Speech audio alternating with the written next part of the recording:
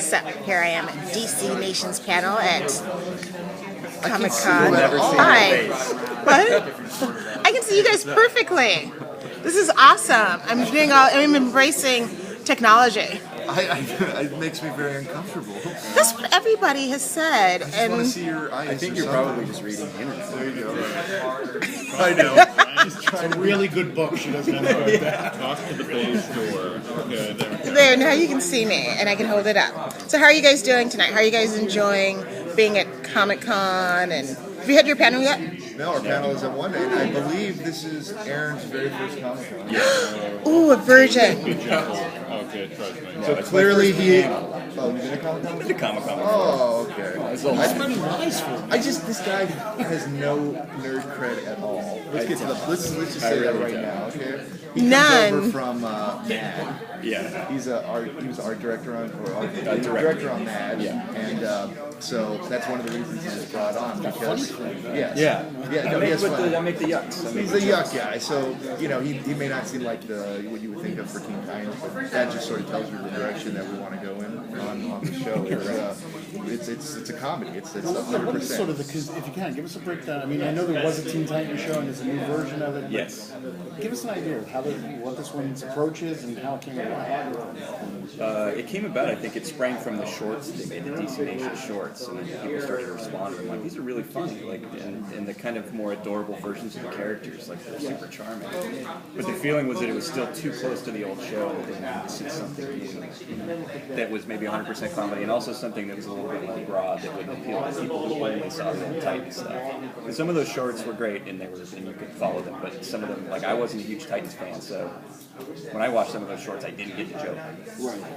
So this show, like, there will probably be some jokes that we'll throw in for people because so many people love the show that, like, you can't ignore them. So, like, we'll put that stuff in there for people, but the majority of it is going to be more just like kind of a broad superhero comedy show. Yeah, and we're taking those core characters from the old show, the same actors, same characterizations, and for the most part, I mean, Robin will be a little bit pushed in this version, and putting them in new settings, so they're not going to be saving the day. The idea is, okay, this is what the Titans do when they're not on a mission, when they're not, saving everybody. So, and it's really that the comedy of 5 sort of young people living together and butting heads. It's a sitcom. I mean, it's very much a sitcom. A little wackier than, and we put them in much more absurd situations. It's an absurd sitcom, I would say. Oh, that's right. That's kind of interesting because the first show really did have a very strong stylistic comedy on it. Yeah. I mean, just right from the get-go. It's just but taking that point and pushing it that much further. I know, and that's the challenge. I mean, what they called SD moments on the old show, like the super deformed moments where characters' eyes would like pop or do it. I mean, which was a great thing. Nobody, when that show was originally being pitched, and everyone was a little uneasy. It's like no one's really done this sort of thing over, in America for a superhero show, and a lot of people said this is not going to be successful. And then it turned out to be huge. I mean, not huge in the sense of a typical action show, like huge just in a normal sort of comedy animation show. And so what we're doing is we're taking those successful aspects of the comedy side and just that's the whole show. So it's like we're taking they're always super deformed, they're always in a comedic situation, and they're always sort of, it's that banter, and how do we make a show about that? And so far it's been really great. Just those 5 actors have this special chemistry, and I always believe like a success of the show is those couple parts of the character chemistry, because that's who you're tuning in every week to see. And those guys have been working together like 10 years, and their timing, the comedy, everything's great. So you wouldn't necessarily think that the show's coming from like a action, background, but yeah. And they're all recording together at the same time. Yeah, it's great. It's really good, and they know each other so well. There's like that comfort level where they can kind of improv back and forth. So sometimes we get takes that are just like hilarious. We didn't write; like they would just come up with this, like Kari who plays Cyborg in particular. Like, dude is hilarious. But this has been challenging because again, the extreme reactions were again sort of the hallmark of what made the first show fun. But the notion, they were like all the exclamation points. But now you're building a show entirely out of exclamation points. It's like you're reading an essay in all caps, which is not annoying at all. So we're talking It's not an animation. 22 or 11? They're 11 minutes. Yeah, so this has more in common with like a SpongeBob Adventure Time than with even the original show. And, Yeah. and you know, and his pedigree is mad, so so that tells you like the pacing, the speed, the jokes. Right, so it doesn't, they don't drag. Like you get in these episodes and then for 11 minutes it's just like you laugh your ass off and you're done and you go on. It's 2 episodes per show? Yeah, I mean, who knows how they're going to package them, but I think for the DC Nation block, which is, an hour-long block of shorts and longer form stuff, will probably be 2 11s together. I don't know, I'm not sure if they're going to air them back-to-back or like at the beginning of the block, at the end of the block, but, and then I imagine because it's going to be a comedy and the comedy has a little bit more appeal than some of the action stuff, it might find its place on different times on the network. So given this is more a sitcom focus of domestic conflict, are we going to see any of the villains from the previous iteration of the show return? Yes. Definitely, although there'll be different takes. I was telling somebody, we had Kevin Michael Richardson in recently who played Trigon in the original series, and that was a super, super dark character. And our interpretation, I would say, is less dark. And he's reading it. He goes, "Am I reading the same part? This is different." So there's definitely a little bit of getting used to the changes, but that also brings the funny. It's like for the old fans who know how these characters were interpreted and seeing the same actors play them in slightly different ways, or in Trigon's case, majorly different ways, is part of the fun. And I think the universe that they created in the original show is so huge, and we have a ton of episodes to do. We're going to bring them in one by one. I mean, right now we're focusing on that core because there's so much comedy just to get out of those 5 that we're going to visit all the Mossy Manos seem perfect for a show like and some of those other guys. Sort of premises you can give us an idea, give us an idea of what plot line would be for the show. The titles make a really funny sandwich. He's not joking. Probably not. But it's a legendary sandwich. It's legendary. It's like a One Ring. It was so legendary, its ingredients had to be scattered across because it's too strong for one person to eat. Yeah. So the Titans have to reassemble the sandwich. That's his idea, so if you hate it, it's It sounds good.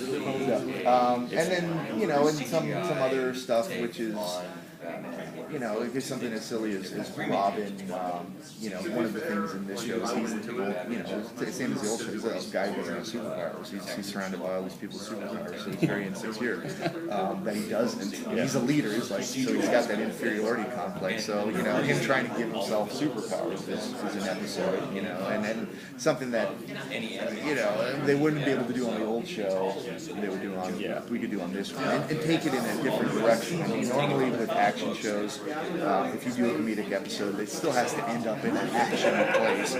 This series doesn't. So we could do that. As I'm telling people, there's cannibalism in this show. So. Great. So with the show, since you're not from a comic book background, did you study or read up the old comic books, or did you watch the old show, or are you trying to get a totally fresh, different sort of feel to it and focus more on little shorts that you've been showing on the past year? I've watched some of it. I watched enough to know the main characters, and that's it.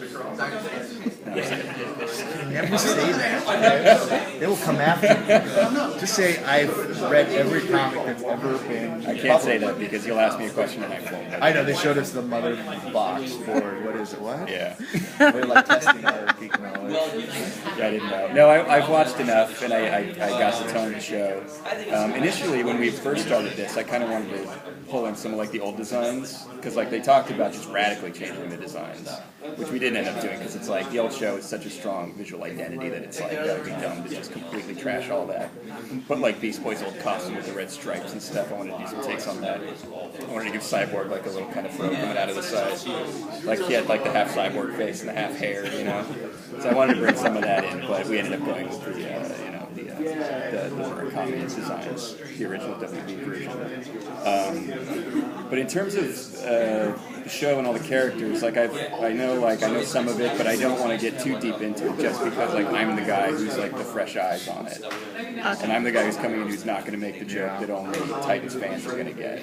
Yeah, I mean, previously I worked on Brave and Bold, and it was me and James Tucker. And James Tucker is this guy who knows everything about everything. It's superheroes, like everything. And I was like the fresh eyes on that. And now working with James, I have learned everything about the DC universe.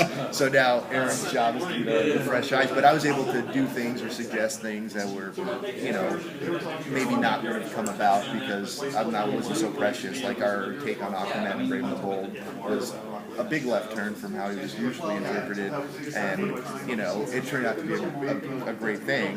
So Aaron hopefully will be lots of left turns, unexpected gold. Yeah, man, left turns. That's my game. Yeah. So I was skeptical when they announced DC Nation in the sense of, I mean, I love Young Justice. I think Green Lantern's pretty cool. But then I started seeing these shorts, and I was like, what are they out of their mind? How are you juxtaposing Young Justice with Super Best Friends Forever and these goofy things? I just didn't quite get it, but obviously, No, I go the other way. I think it's a genius move. It's just, just the notion here of taking these really well-established characters that are always in action and putting them in domestic situations. I mean, that's comedy gold. It's like you expect these guys to go the other way and to have them, fixate on the TV guide or where the remote is and crap like that. it's been a revelation. No, I'm serious. I mean, I've come like completely events to see the Teen Titans. Do you guys have any more? One more question? All right. Thanks, guys.